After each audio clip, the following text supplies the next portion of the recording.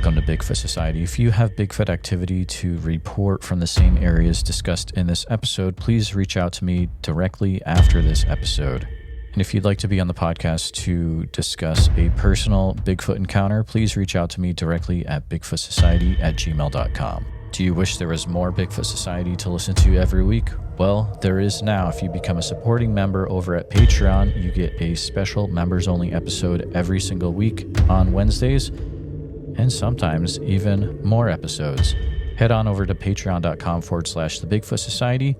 And now let's get on with the show. All right, Bigfoot Society, I've got the privilege of talking to someone I've been wanting to talk to for a while. This is Miguel. You may know him best as Sasquatch Theory, one of my favorite channels on YouTube. Miguel, how's it going tonight, man? It's going really good. Thank you so much for asking. How are you? Dude, I'm doing great. I'm up here in Iowa, so it's actually a beautiful night out tonight, and I know you're down there in Missouri, so we're kind of the Midwest Bigfoot guys, so that's pretty cool. Yeah, it's a pleasure to speak with you today, and I'm glad to be a guest on your show. Absolutely. So, Miguel, I usually start out by asking the guests that I have on, so what was it that first got you into Bigfoot back in the day? Well, what got me into Bigfoot were my eye-sighting encounters, and I've always been into the subject. I listened to Sasquatch Chronicles and watched Finding Bigfoot on TV, but I had these strange experiences prior to that interest, and I've always just been into the paranormal, but the experiences that I had before my Bigfoot encounters kind of just got me into the subject and had me questioning what I had seen, and I've just always been looking for answers. Absolutely. So, and the cool thing I like about your channel is it's very unique because you're definitely focused on the state of Missouri. And I remember thinking it was the coolest thing because, everyone seems to be focused on your Pacific Northwest or your Oklahoma or maybe Ohio, maybe Pennsylvania, but you're very focused in on Missouri. And these interviews that you're getting down in Missouri are fantastic. So I'm just curious, how did that process start to come across? Did people just start reaching out to you and then you're like, hey, maybe I come out to your place, do an in-person interview and then check things out? Or?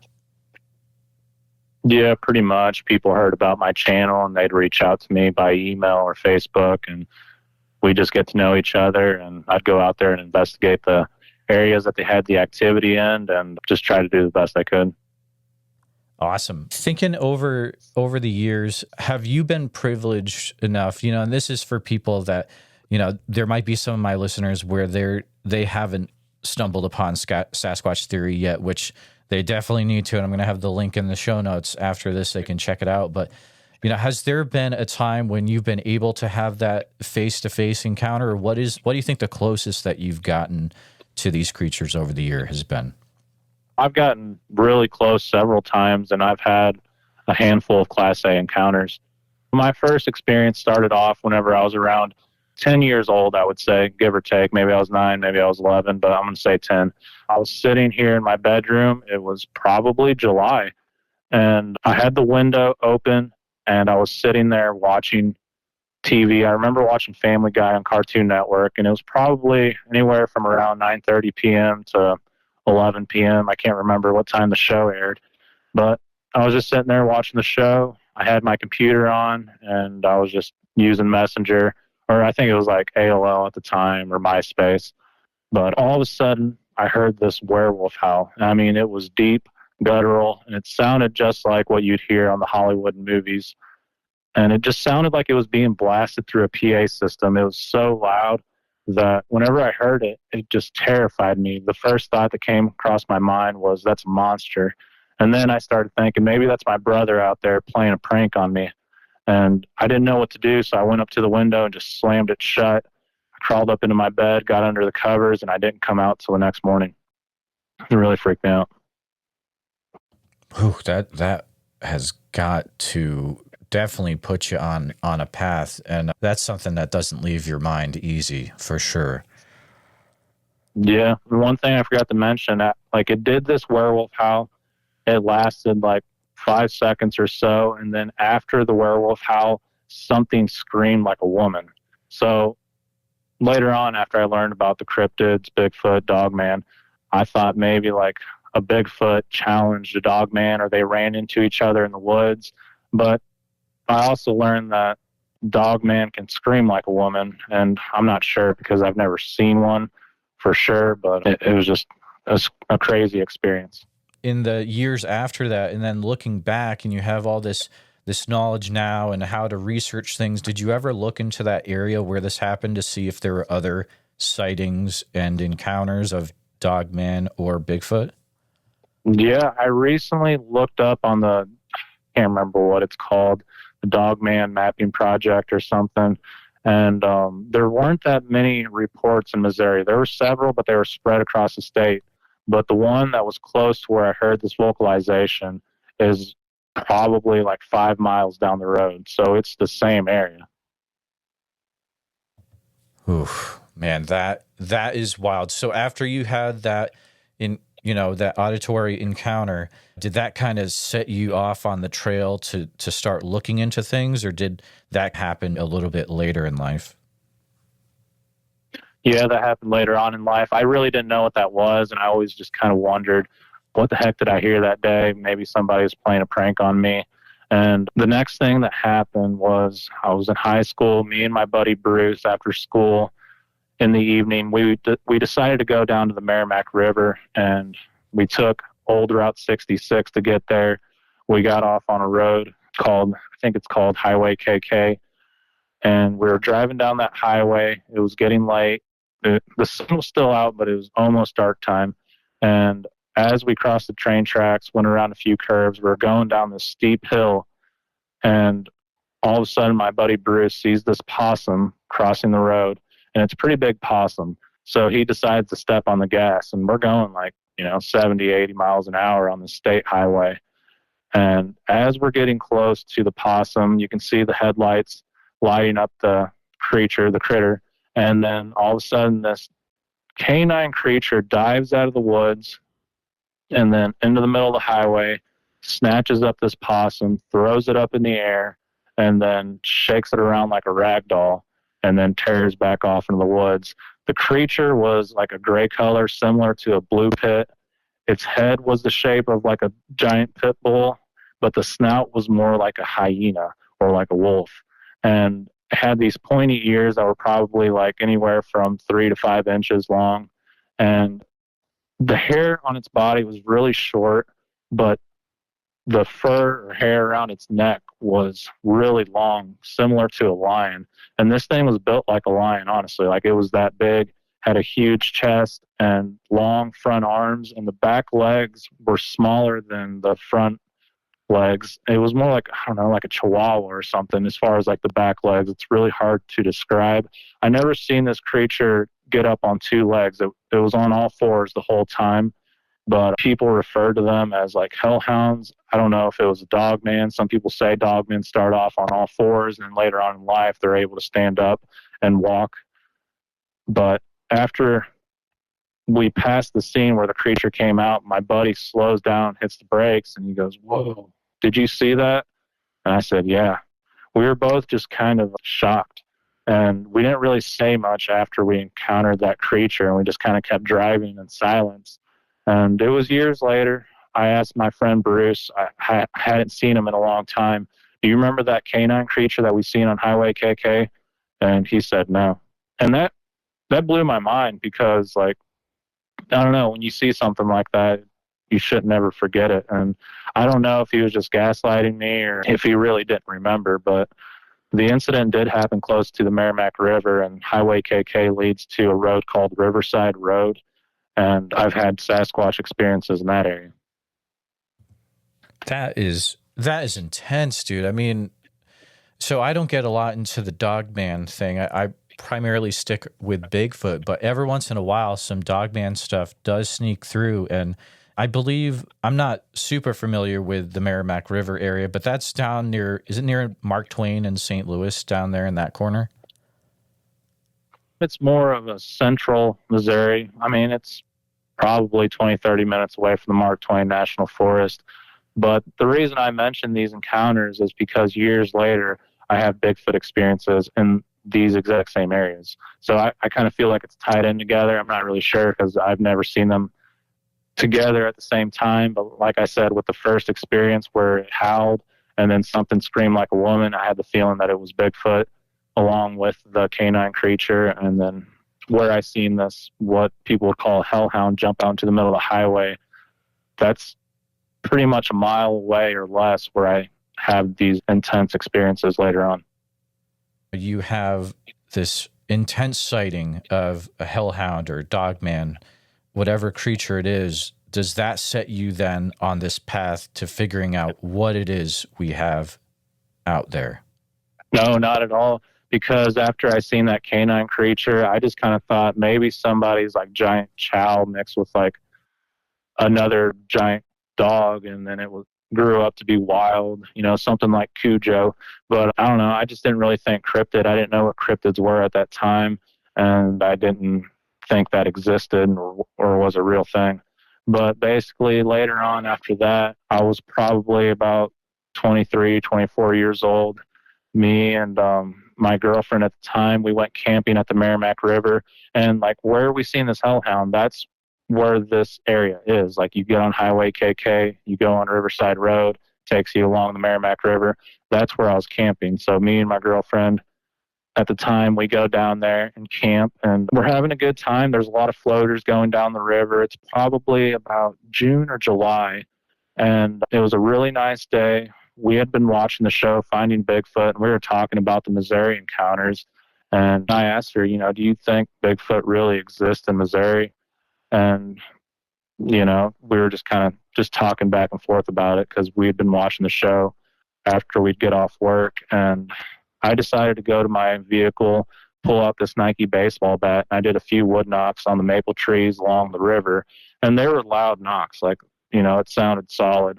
And I did a few loud whoops like I heard on the show Finding Bigfoot. And even her son, he was doing whoops, and we were just out there kind of joking about the subject. All of a sudden, we hear this giant tree come crashing down across the river. And I mean, you could hear like a bunch of limbs and vines snapping. And whenever this giant tree hit the ground, you could feel the boom. And everything just got quiet after that. So we looked at each other like, what the heck? Did you hear that? And we didn't really know what it was. It was just kind of strange that happened after we did the wood knocks. So we didn't really think too much of it. And later on that evening, all the floaters passed by and the river got really quiet. And we were the only ones on the river at that point. And she ended up putting her son to bed early. And we had a campfire going on, and we were sitting there talking about Bigfoot once again and how crazy it was that a tree came crashing down. We never said it was Bigfoot. We never referred to that. We just thought that was unusual. Okay. It's kind of weird. And as we're sitting there talking, it's completely dark outside. We got the fire going, and on our side of the river behind us, something screams super loud. I mean, it sounds like a metal screamer, like the vocalist from As I Lay Dying or All That Remains, if you ever heard those bands.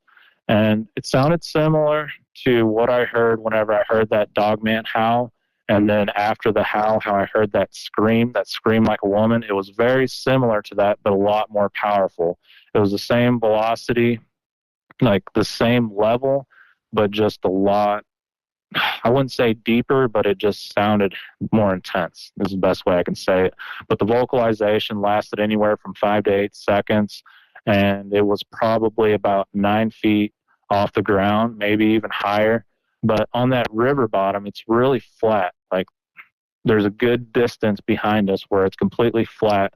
So there's a big bluff, and it starts to gradually go up. But the girlfriend at the time, she looks at me and she says, grab your gun. And I didn't go for my pistol because I felt like whatever this thing was, or whatever it is, it's going to come and tear us apart if I grab that pistol. And it was just a feeling that I got. I mean, I don't know if that would have happened, but I felt like if I would have went for my Glock 19, this thing would have came into camp and tore us apart.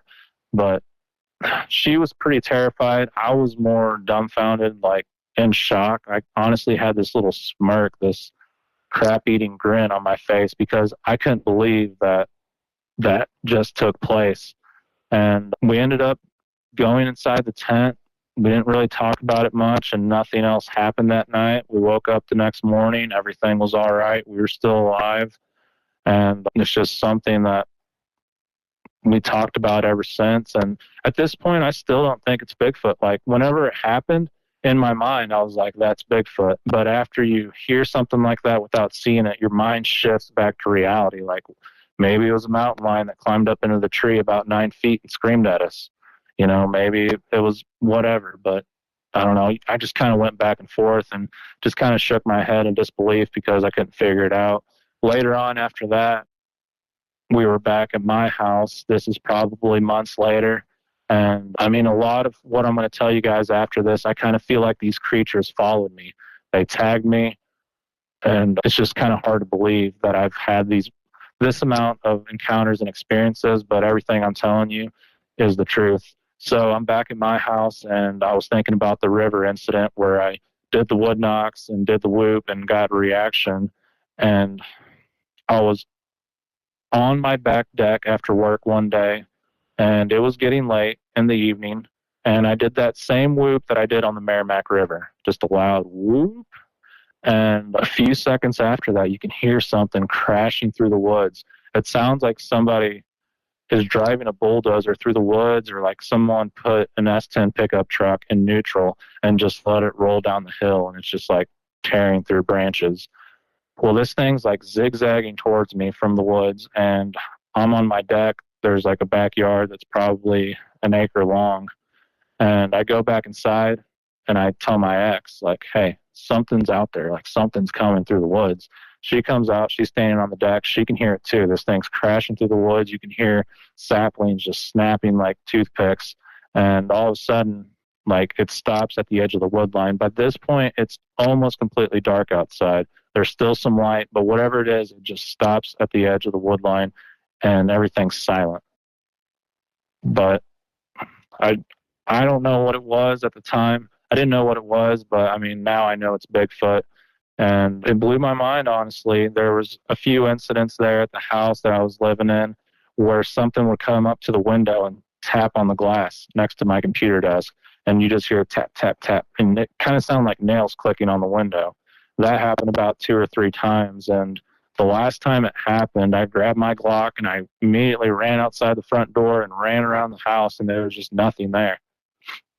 But there was a lot of stuff that happened in that house, a lot of paranormal activity. One time I was standing out there and I was staring at the stars, and I thought I was looking at like Venus or Mars because it was like this bright orange red color. And all of a sudden that star just gets like closer and closer, and it's like the size of a basketball, and it starts moving around the house. And I get my ex-girlfriend again. I tell her to come out there. She's looking at it with me, and this thing starts changing colors. It kind of looks like an ambulance light or like a disco ball, and it's like radiating different colors. All of a sudden it shoots off like at a 90-degree angle into space. And like, it was so fast I can't even tell you like how fast it was, because it looked like it just got sucked up by like a vacuum cleaner. But the strange part about it is that I was having cryptid experiences out there, paranormal things happening, and like strange UFO stuff all at the same time. So I can't really say if it's all related or if I just kind of got lucky, or I kind of considered it a curse. But after that, let's see what else happened. Okay, so it was a few years after that, and I wasn't living at that place anymore. Me and that girl completely split up, and I was working at a different job at the time. I started working at a meat processing plant at the time just to make some money while I was in between jobs. And that day I talked to the owner of the business, and I was asking him, hey, I'm wanting to get into public land hunting. Do you know any good areas that I can go bow hunt? So he described this area that's covered in deer. He said, if you don't go there and see 30 deer, then you've done something wrong. So I asked him, okay, tell me where it's at, give me some directions. And he was kind enough to show me where this area was at. And he wrote down on a napkin, like the road, where to go down, and just kind of gave me the directions. So that day after work, it was a Friday. It was September 14th. I can't remember the year right now. I think like 2018 or 19, 2018. And I head down there after work, and I'm driving my Mustang. Whenever I get to the end of this dead-end road on the backside of this state land, and it's pretty close to Meramac Springs. So if anyone listening is curious to where this encounter took place, it's pretty close to that area. But anyways, I get out of my car, I shut the door, I go to the edge of the cliff. The cliff overlooks the entire state park, and the Meramac River is right down below. But whenever I turn around and walk back to my car, I see this creature on all fours scurry behind a tree. And it looked like a chimpanzee, honestly, like moving on all fours. But at the time, I thought, is that a group of turkeys? Maybe that's a black bear, or maybe it's a hog. There are hogs out here. But whenever I last saw the creature, it was upright, and it slowly hid behind the tree. And all I saw was like this jet black creature.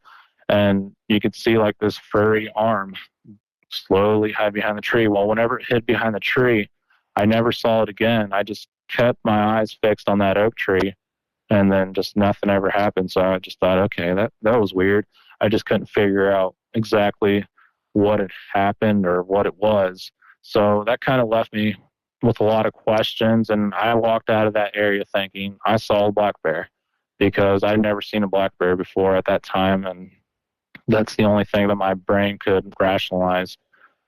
So the next set of encounters take place where I live at now. And like I said before, I feel like these things have followed me around to different areas. Okay, so I'm going to the grocery store one day, and as I'm coming back home, I stopped my Mustang at the top of the driveway because I was like, oh, I'm going to check my trail camera.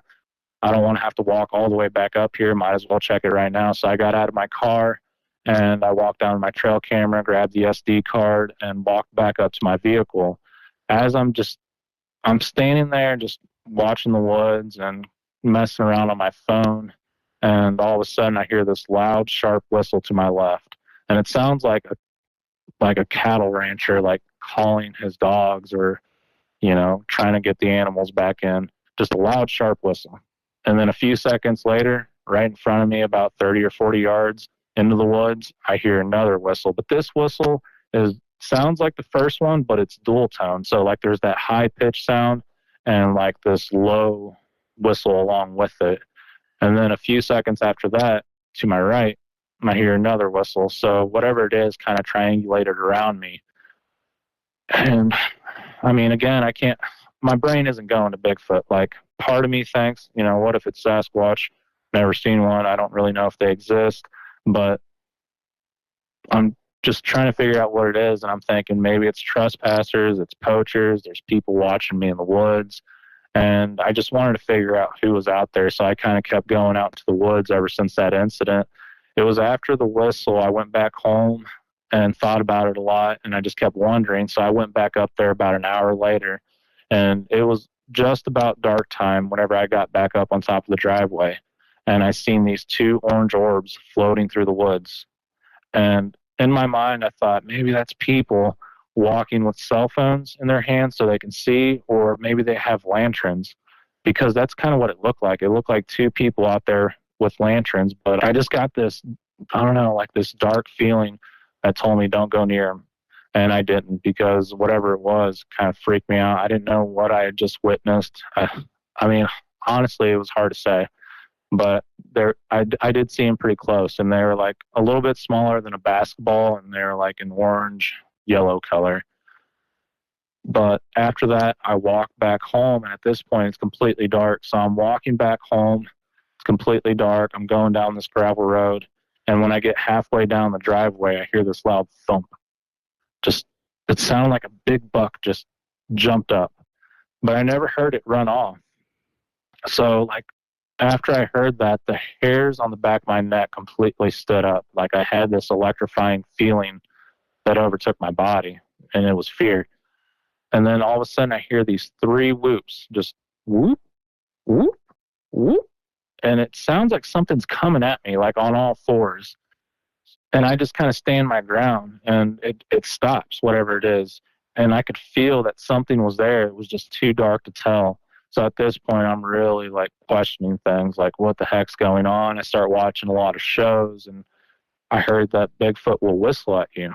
I was listening to this lady in the Himalayan mountains. She claims that she got picked up by a Bigfoot whenever she woke up, because I guess she passed out. She said she was looking at a Bigfoot and it whistled at her. So I was like, whoa, these things do whistle.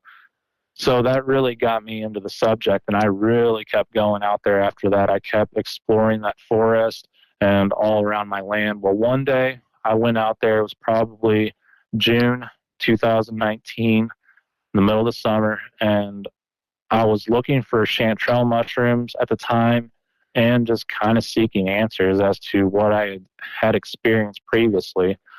So I'm picking mushrooms one day, and I'm kind of zigzagging through the woods, going to different patches, and I have this camouflage backpack, and I'm filling them up with chanterelle mushrooms.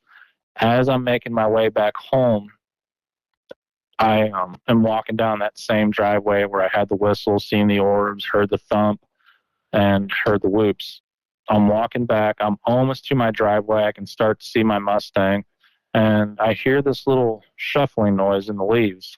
So I look over to my left, and I don't see anything. There's this black shape, and I'm like, oh, okay, that's a stump. It must have been like a squirrel or like a robin in the woods, because that's how loud it was. It wasn't very loud. It's just something caught my attention. So I take another 3 steps, and I hear that same sound again. So I look back over, and when I do, this creature stands up and starts walking off into the woods. The creature looked similar to the Patterson-Gimlin footage as far as how it walked and how it looked at me, but it looked different. Like, it had the same facial features, but it was a completely different look. This creature was probably anywhere from 6.5 to 8 feet tall. It had a round head. It had these black almond-shaped eyes that would pierce through your soul. I mean, it looked mean. You wouldn't want to mess with this creature. It had this flat nose, long, thin lips, and its skin, like, I don't know how to explain it, but this thing looked ancient. You know, when you look at like old Native American photos, how wrinkly their skin is and leathery, like that's what it looked like.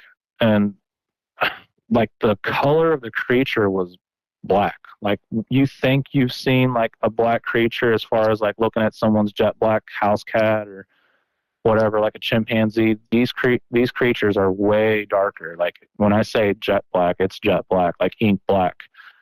And it was really broad at the shoulders, had like a big chest, and had these whitish gray stripes going down its back from its shoulder blade right above its butt. And it had 2 of them. And it kind of reminded me of like a skunk or a lemur. Well, as I'm standing there in shock, this creature like looks over at me a few times and glances over its shoulder, I guess to see if I got a gun or a camera or something. I'm not sure, but it looked over at me about 2 or 3 times. And I got to see it for a good 5 to 8 seconds. And then it walked off and disappeared into the cedar and oak trees. So at that point, I snapped back into reality, and I take off running. I'm taking off running back towards my driveway. I cut through the yard, and I head towards where this creature had gone. I'm trying to cut it off so I can see it again, because I couldn't believe what I had just experienced. And I get back into the woods. I step over the barbed wire fence, and I take a few steps into the woods. And all of a sudden, I hear this huffing sound, like a...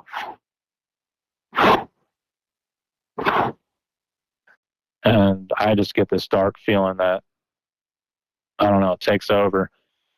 And I know that what I just heard is the same creature that I encountered. And there was no way I was going to take another step closer into the woods. A lot of people who have heard me talk about this huffing sound say, oh, that's just a white-tailed deer. They're blowing at you. But I tell you, like, I've grown up in Missouri since I was a little bitty kid. And I've jumped so many whitetails in my life. I've hunted so many times. I know what they sound like when you spook them. Like, this was different. This was like a horse. Like, you could tell it had a bigger set of lungs. And not to mention, I just encountered the creature. I just saw it.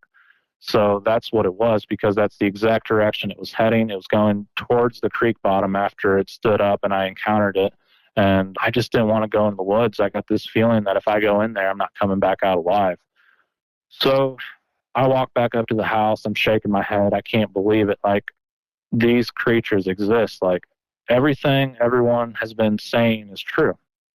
Like, I thought all those people were crazy. All the people that said, oh, Bigfoot's out there. And, you know, the people that shared their experiences in the past, I didn't think they're all crazy. I mean, part of me wanted to believe, that's why I was into it, but I'd always, you know, snap back to reality. Like, they don't exist. It's a cool story, but they don't exist. I never ridiculed anyone, and I wanted to believe. Like, they sounded sincere. When I'd listen to people on Sasquatch Chronicles, I'm like, man, you know, all these people telling stories, they must be telling the truth. Like, there's so many people out there. But without actually seeing one, it's really hard to confirm that for yourself. So basically, I just kept researching the topic. I really was interested in the subject now, and I was just trying to watch all these shows to figure out what they did, and I wanted to get one on camera. So after that, I kept going out with my camcorder, and I was determined to film one of these things, and I did that every day for like a week. I mean, I would be out there for hours and hours, and just not much would happen. Like, I didn't really hear any wood knocks. I'd go out there and just not see anything. I'd find little things, you know, strange things, like they'd leave feathers in the middle of the road, or like they'd put mushrooms like on my chair, or on like this area where I'd had my phone before I'd go and walk in the woods, because I'd wear gym shorts whenever I was out there. Whenever I had things in my pockets, like it weighed down my shorts. So I'd always put my stuff like behind this old fence post that laid on the side of the gravel road, and I just put it there. And like, I'd come back and there'd be like a mushroom sitting there. I thought maybe that thing fell out of a tree. Like, there was never a definite answer, like, oh, that was Bigfoot for sure that did that. Like, obviously I didn't know because I didn't see them do that. But it was odd, the things that I would find. So time passed on. It was probably about 3 weeks after that encounter with the jet black Sasquatch with the white stripes, and kind of gave up. Like, I kind of lost hope. Like, I'm never going to see one of these things again. Like, how many people go back out there and then see another Bigfoot? Like, Miguel, that's not going to happen. But I kept walking the driveway because at that time I had sciatica in my right leg, and I don't know, I guess I had like a few herniated discs in my back, and the pain shot down to like my toes. So like, the only relief that I found other than like laying down was walking, because like driving in a car, it just felt brutal. It felt like somebody was stabbing me in the back. And laying down would, I mean, honestly be brutal as well, because the pain that shot through my leg was so intense. So the only relief I found was walking around, and that just seemed to be the only thing that would make me feel a little bit better. But yeah, it was 3 weeks after I encountered that jet black Sasquatch. I was walking up the driveway. I left my phone behind, my camcorder, and I was just in a bad mood that day. I was like, you know what? Screw all this. Like, I'm not bringing any of this stuff out there. I'm just going to go for a walk and cool down. So I got to the top of the driveway where I heard the whistles, seen the orbs, and it's a big circle driveway. So I'm on the other side of the driveway, walking on the opposite side, and I see, no, let me back up. I'm walking down the driveway. I'm still walking like in quiet mode, like kind of like when you're hunting, you take like these quiet steps. That's what I would do after I had these encounters, just because I was trying to sneak up on anything if it was out there. Well, whenever I was walking, my foot like hit a piece of gravel and made this sound like, and then all of a sudden I see something black moving through the woods, and it's on all fours. It looks like a chimpanzee. Remember that encounter that I told you by Meramac Springs whenever I was on that cliff and I walked back to my car? The same thing happened again. Oh, wow. I see this creature on all fours. Yeah, on all fours, and it's scurrying through the woods, and then it gets up behind an oak tree and hides really slow, like in slow motion. So at this point, I just see half its body. I can't see the head. I just see like the shape of the arm and part of the body slowly hide behind the tree in slow motion. And I thought, man, what the heck was that? Was that turkeys or a hog or a bear? The same thoughts that went through my mind before years prior are going through my mind again. And then it hid behind the tree, and I thought, dang, whatever that is, it's gone. And it's the same thing that I'd seen. So I was just kind of standing there looking at that oak tree, and then this time this creature pops out behind the tree, and he's looking to its left and I'm to its right. And he's just sitting there, and my mind is blown. Like, I cannot believe what I'm looking at. This creature is a juvenile Sasquatch. It's jet black. It's probably about, I don't know, I would say like 4.5 feet tall. And this one looks completely different than the one I'd seen prior to this. Doesn't look anything like it. It has like these big round eyes about the diameter of a Coke can. And you could see a lot of the white in the eyes. And had like, for the pupil, it was like these black pupils. So there's a lot of white that you can see in these little bitty pupils. But anyways, the shape of its head was unusual. Like, it's hard to describe. It had this giant conical shaped head. And I would say it stuck up, I don't know, like about a foot and a half above the brow ridge. It's hard to believe, but that's the reality. This thing had a giant brain. And as I'm staring at this creature, it has no idea that I'm standing there. And I'm leaning, I got my right hand on my right leg, and I'm kind of leaning to the side to try to get a better view of this creature. And it just has no idea that I'm standing there. The wind kind of starts to pick up. It blows a little bit, and I could see the hair follicles blowing back and forth, almost if you had like a blow dryer on low, and it was blowing your hair around. That's what it was like. And I don't know how to describe it, but I don't know, like the hair kind of tapered up on its head, but on the arms, it tapered down like a Christmas tree. That's the best way I can describe it. You couldn't see like the nose, and because like the face was covered in hair, like the whole thing was covered in hair. And it kind of reminded me of those creatures on Pac-Man that chase around Pac-Man, how you can see like their white eyes just sticking out of the fur. It had long, thin lips, and you could see these canines sticking from the top down, kind of like buck teeth. I don't know how to explain it to you, but the teeth were dental white, almost like if you ever seen a German Shepherd, how white their teeth are. That's how it was on this juvenile Sasquatch. But all of a sudden, he starts to turn to his right, and he slowly turns, and he sees me. His eyes shoot open, almost like he just seen the devil or like a demon. And you could tell the creature was shocked. So basically, he kind of like puffs up his chest, takes like this breath of air, and then shoots behind the oak tree. And after he shot behind the oak tree, he was gone, like completely gone. He never like took off running, kind of like if you spook a whitetail, you hear like there was no commotion, nothing. Once he hid behind the tree, he was gone. And it was like he pulled this Houdini move. I don't know, like he just disappeared. I'm not going to say it was like anything paranormal or supernatural, but it was unusual for sure. But after that encounter, I kind of looked behind me into the woods, and I thought, okay, if there's a little one out here, that means mom and dad's around. And I didn't see anything. I mean, I just kept thinking to myself, man, that was the coolest thing I had ever seen. I kept saying that over, man, that's so cool. And all of a sudden, like, in my mind, I start realizing, like, we've been lied to. Like, a lot of things that I've learned in life, see on the news, are just complete BS. Not everything, obviously. Like, a lot of the stuff is true, but a lot of the things that we don't know about, we've been lied to.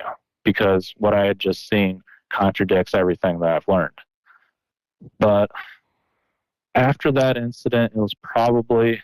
Okay, so I don't know if I mentioned the juvenile encounter that happened in July. So the jet black Sasquatch with white stripes was in June. Juvenile encounter was in July.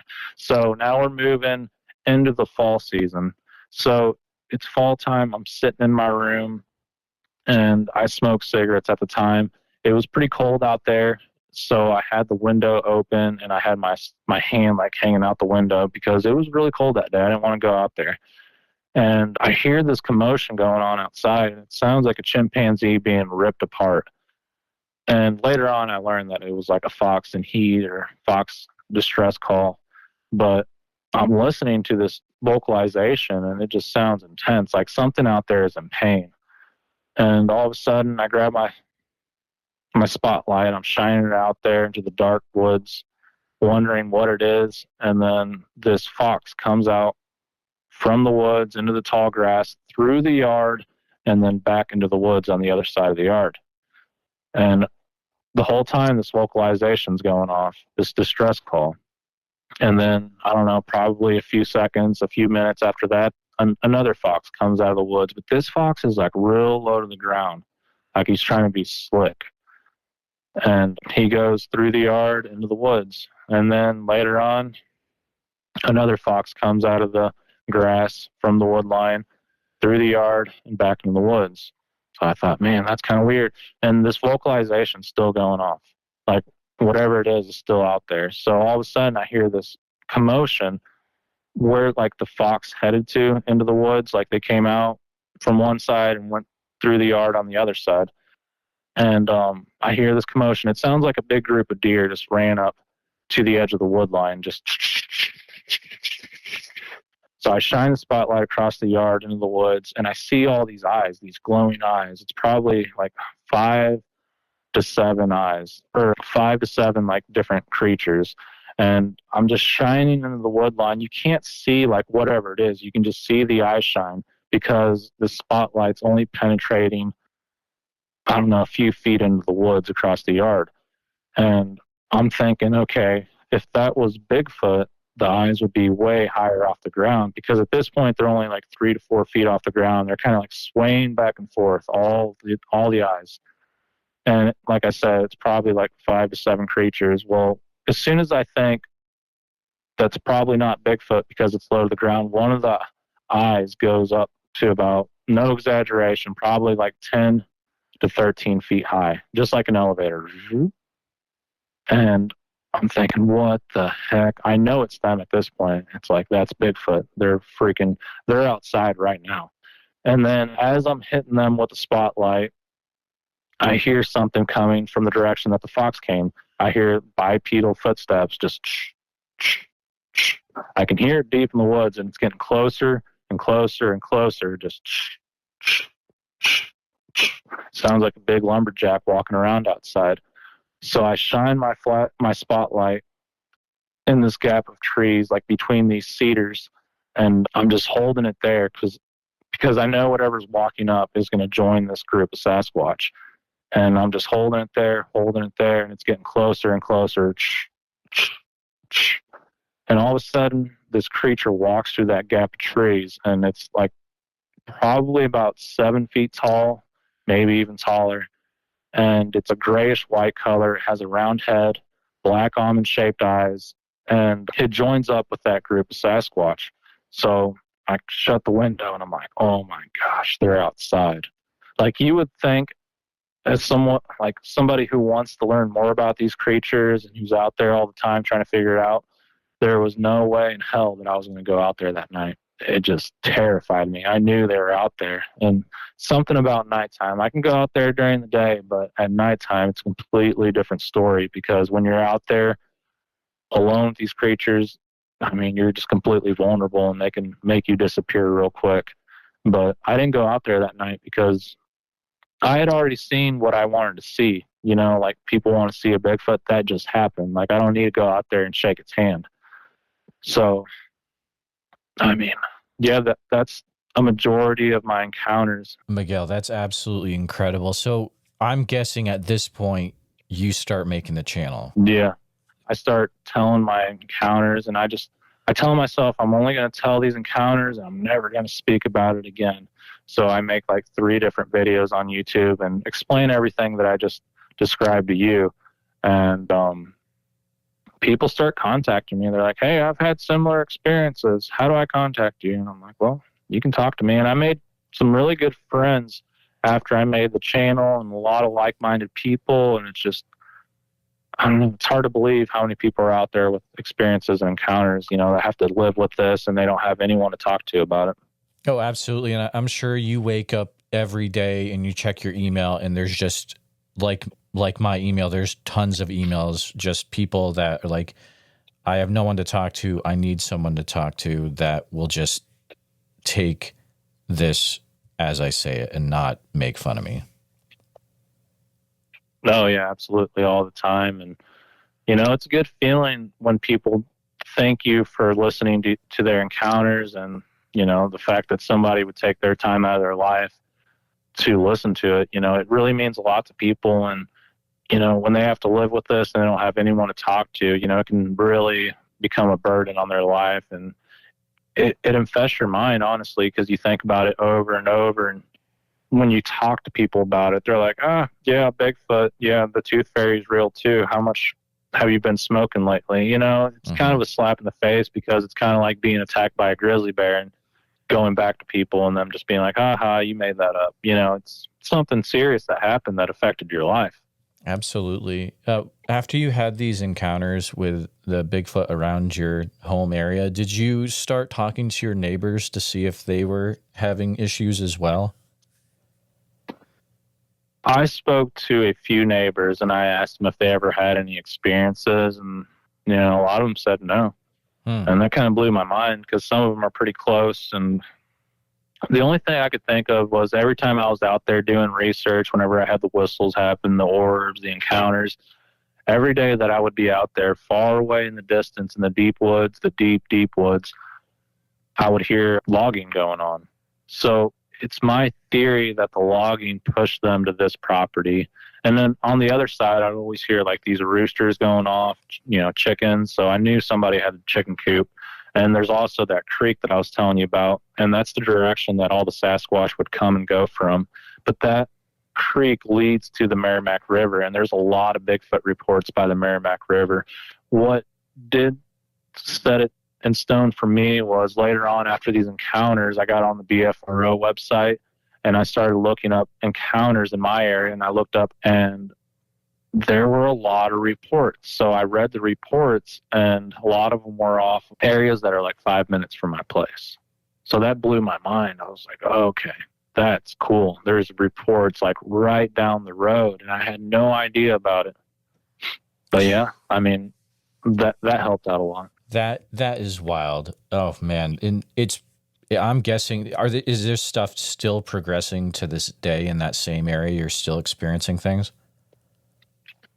No, absolutely not. The more research I did, the less activity that I experienced. You would think that once you know about this and you're aware of it, you know what to look for, what to listen for, you build up this channel and buy all this equipment, recorders, night vision, thermal, parabolic, like the stuff just stops happening. It's like, what the heck? And I'm going out there even more. And like I said, I know what to look for, and it just doesn't happen anymore. And it kind of blows my mind. I don't know. Like, you hear these strange stories where people are like, oh, they know your intentions. They know if you have a camera. They know what you're thinking. Like, I don't know. I don't know if that's true, but it kind of seems to be. Or it was just all random in nature. And I don't know. I don't believe it was luck, but I believe that everything happens for a reason. And I was going through a hard time at that time in my life. Like I said, I had the sciatica in my back. I lost my job, and all my friends moved away. I was going through a really hard time. So I feel like these creatures tuned in on that. And I don't know, kind of like how when wolves hunt, like they go after the weak prey. They go after the sick ones. And I feel like they could pick up on that energy. Oh, wow. That is extremely interesting. Do you ever go out with a very small amount of electronic devices on you? Just like my phone and stuff. Okay.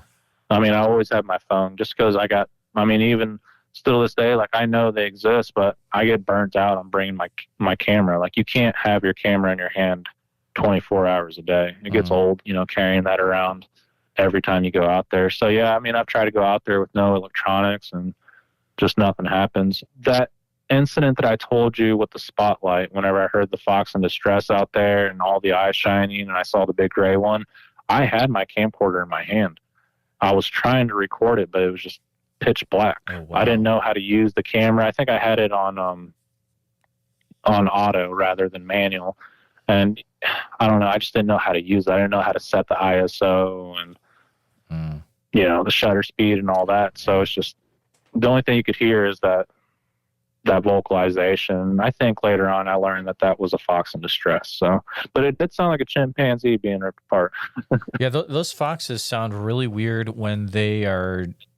Yeah, foxes can freak you out. I know that from living up in New England for a while. But so the thing I like about having a channel myself is sometimes when you talk to someone, there's the accounts that they give, it's almost a life breeds into them, and it starts this whole story, and you start investigating this one area, and then it just gets bigger and bigger. Can you think of any things in the history of Sasquatch theory where it's like, I talked to this one guy, and then this one area just became this massive, like, huge storyline in the channel? As far as like people who told their encounters and it became like a mainstream thing in the Bigfoot community. Well, like, let's say, like, for example, like when I think of my channel, I think of like, there's a lot of stuff that always comes out of Oak Ridge, Oregon. And it's like, you keep looking into it and more. And like, sometimes it feels like you keep looking into this one area and you just get more and more reports and kind of gets a life of its own. Has that ever happened to you on Sasquatch theory? Oh yeah, absolutely. There's several areas just in Missouri that I keep getting reports from. There's an area east, like southeast of Sullivan, Missouri. I mean, there's just a lot of reports there. Like I'm always getting reports. And when I say always, it's not like every day, but every now and then I'll get reports from there, and they kind of build up over time. I've noticed that South Missouri is a hot area. Southeast Missouri is pretty hot. I was out there investigating an area in the Mark Twain National Forest in Southeast Missouri. And I went out there and made a film, and the property owner told me that he went out one morning about 3 a.m. with his flashlight, and there's a Sasquatch laying at the edge of the yard into the wood line, and it just stood up and like walked off and kind of looked back at him. And he had a lot of experiences after that. I went out there and filmed that. We went around walking down by the creek bottom, and we didn't really find too much. We found some questionable tracks, and just not a whole lot happened. So we were in the yard by the campfire, and I was thinking in my mind, okay, nothing happened today. There's no reason to really stay the night. I'm probably going to go home. Everyone's talking back and forth, and I'm waiting for them to stop talking so I can be like, well, I think I'm going to head out. And right before I can even say that, this loud wood knock happens. Pow! Like it sounds like someone hit two wooden baseball bats together. And we all look at each other wide-eyed like, did you just hear that? And then another wood knock, boom. And then another one, boom. And they're coming, like, it's all happening around the yard. Like, it's not just one Sasquatch. Like, there's several of them down in there. And it just keeps happening, like the wood knocks. And it sounds like they're just walking around the woods at the edge of the wood line, like dragging like limbs and snapping twigs.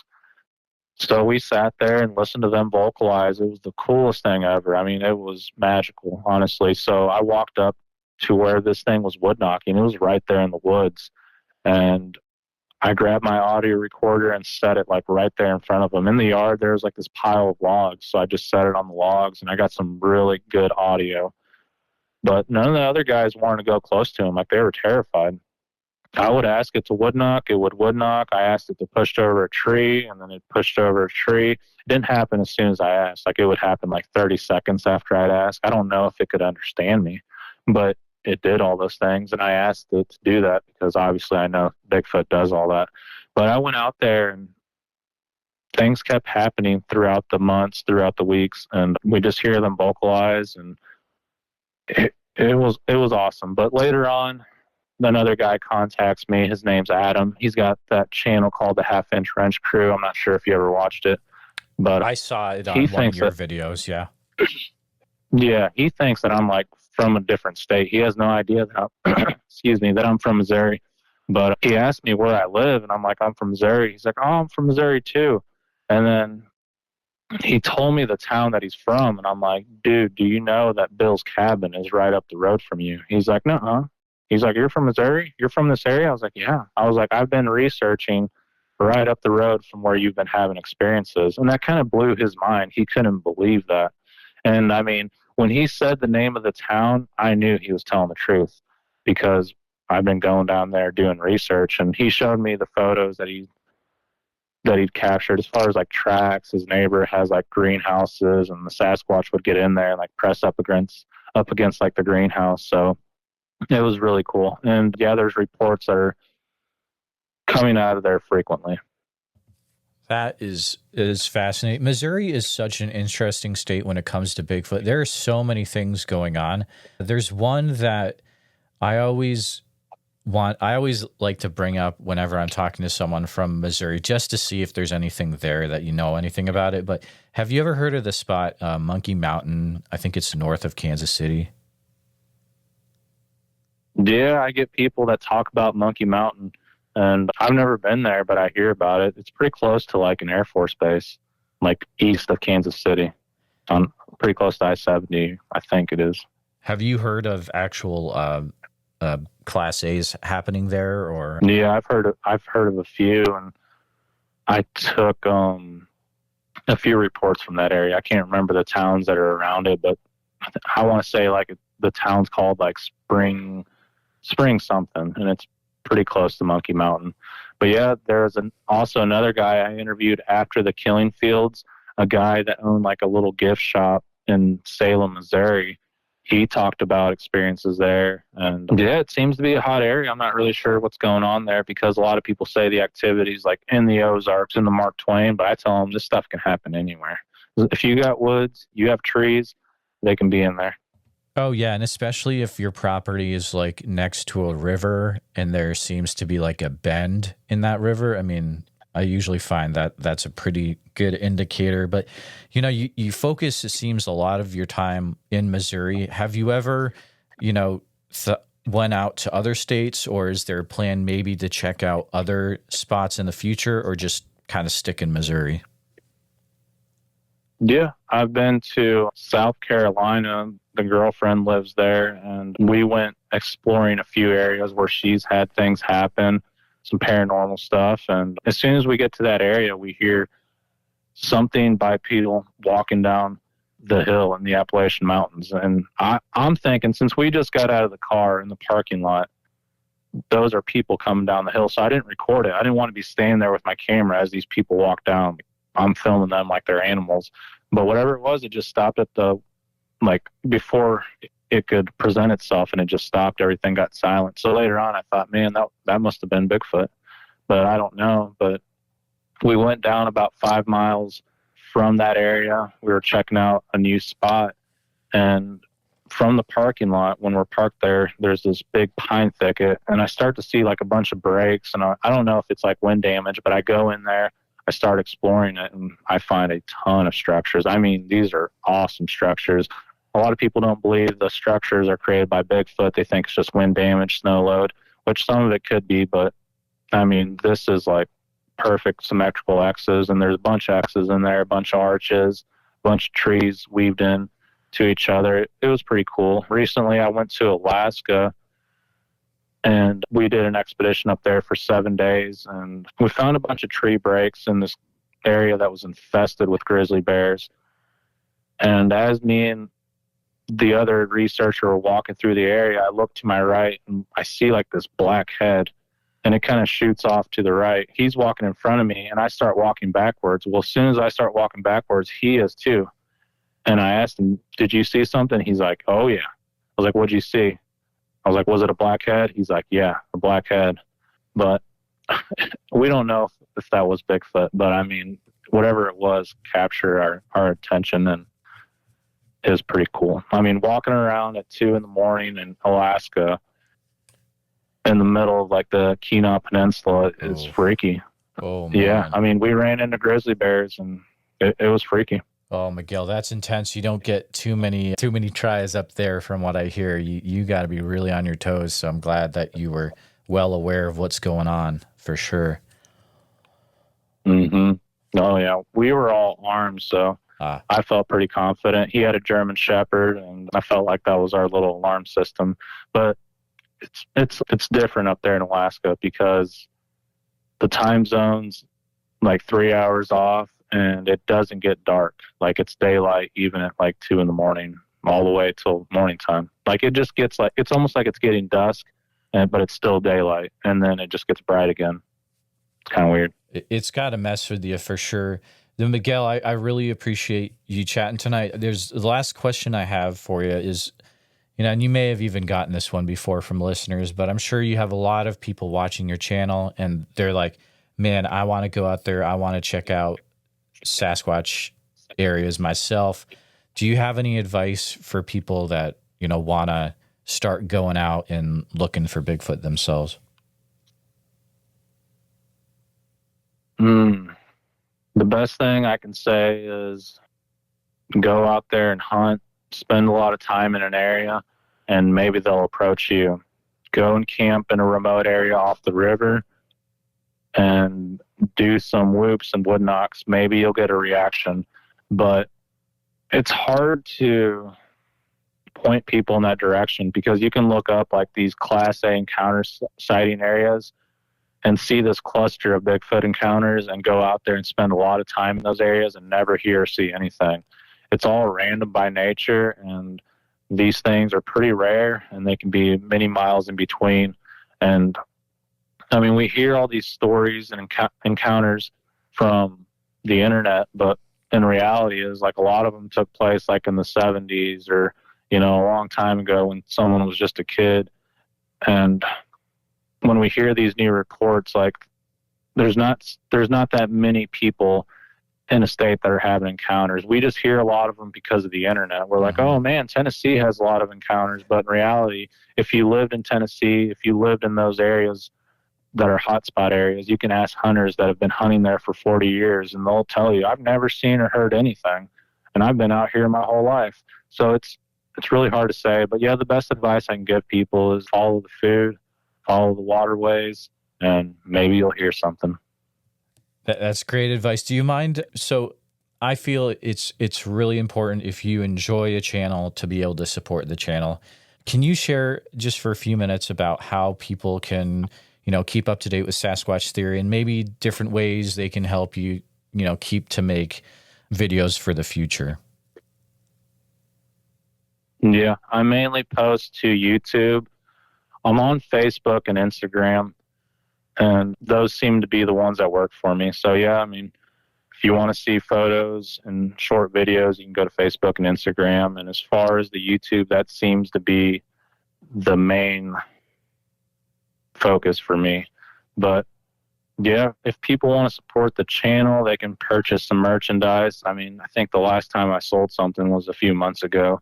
But I mean, the best thing they can do is just watch the videos. And if you have an encounter you would like to share, contact Jeremiah or myself, and we'd both like to hear your encounters. Absolutely. Well, thanks again for hanging out for a bit, Miguel. And it's a pleasure to be able to chat with you tonight. Yeah, absolutely. And thank you for giving me the opportunity to be on the Bigfoot Society. Please take a minute to help out the show by subscribing on YouTube, making sure you hit the bell so you don't miss any notifications, and share the episode on YouTube with a friend.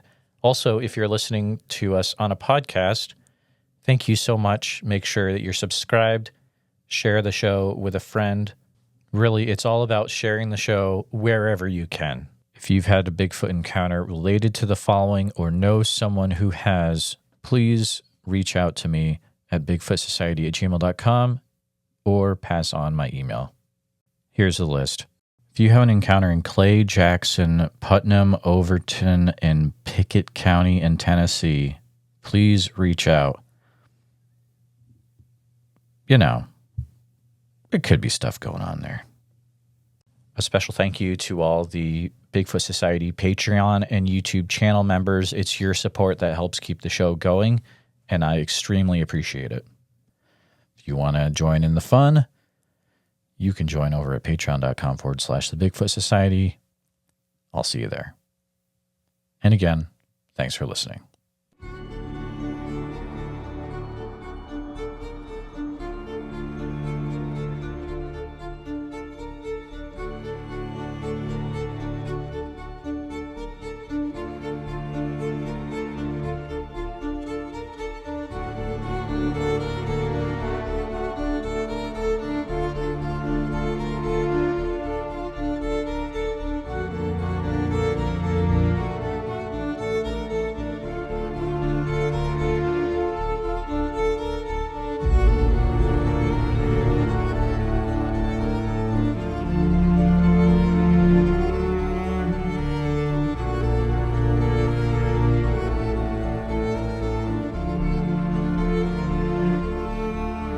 her and I can get on here and we can tell our stories. Maybe there's somebody else out there listening that's too afraid to tell their story. Maybe this will give them the courage to come out and not feel so bad about it. Who cares what anybody thinks? I know what I saw. I know what's out there. That's all I care about.